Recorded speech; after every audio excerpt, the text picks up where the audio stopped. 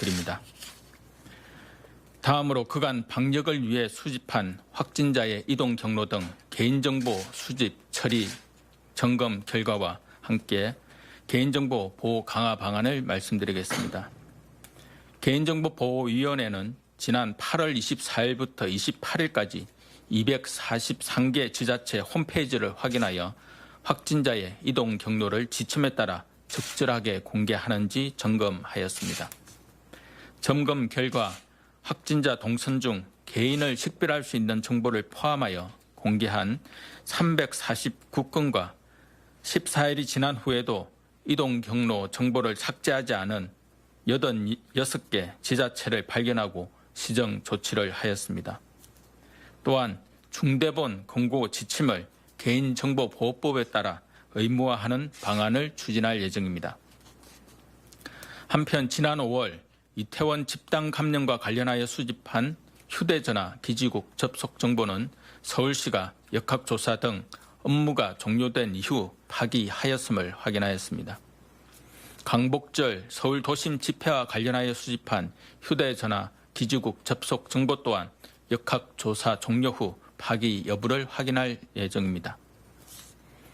출입자 명부 작성과 관련하여서는 중앙사고수습본부와 지자체가 합동으로 9월 7일부터 9일까지 3일간 전국 3만 2천여 개소에 대한 현장 점검을 실시하였습니다. 점검 결과 전자 출입 명부를 사용하는 시설은 56.3%였고 수기 명부만 사용하는 시설은 42.5%였습니다.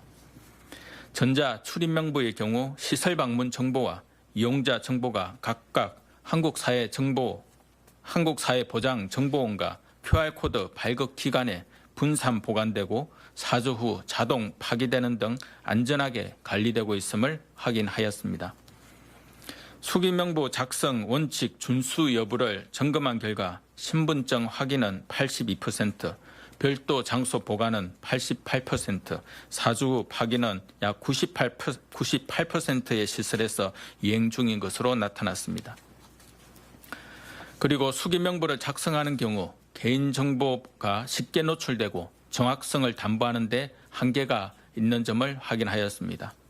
이에 안정성이 검증된 전자출입명부의 활용을 보다 활성화하기 위한 홍보를 강화하고 수기명부를 작성할 때에도 개인정보 보호를 위해 수기명부 양식에 성명을 적지 않고 시군구로 대체하게 작성 방법을 개선하고 4주 후 파기가 잘 지켜지도록 점검을 강화하겠습니다. 정부는 국민 여러분들께서 안심하고 코로나19 방역 조치에 협조하실 수 있도록 코로나19 관련 개인정보 처리 상황을 계속 점검하고 개선 방안을 신속하게 이행해 나가겠습니다. 개천절 대규모 집회에 대한 대응 계획을 말씀드리겠습니다. 경찰청은 서울 시내에서 10월 3일 토요일에 진행하겠다고 신고한 총 291건의 집회 가운데 10인 이상으로 신고하거나 금지구역에서의 집회를 신고한 78건에 대해 금지를 통보하였습니다. 특히 10인 이상으로 도심권 집회를 신고한 경우에는 총 9개 단체 32건으로 이 가운데 6개 단체는 지난 광복절에도 집회를 신고한 단체입니다. 경찰청은 집회를 신고한 단체를 대상으로 집회 자제를 지속 설득하는 한편 10인 이상의 집회 신고가 접수될 경우 지속적으로 금지 통보를 할 예정입니다. 지난 광복절 서울 도심 집회와 관련하여 현재까지 누적 확진자는 총 557명으로 집회 관련이 214명, 이로 인한 추가 전파가 291명이었고 서울을 비롯한 전국 14개 시도에서 환자가 발생하였습니다. 대규모 집회의 경우 구호, 노래 등으로 침방울이 발생하기 쉽고 참석자 간에 밀접하게 접촉하며 전국에서 다수의 사람들이 모이기 때문에 감염 확산의 위험성이 매우 우려됩니다. 이에 따라 집단 감염의 확산을 예방하기 위해 불가피하게 집회를 일시적으로 제한한다는 점을 양해하여 주시기 바랍니다.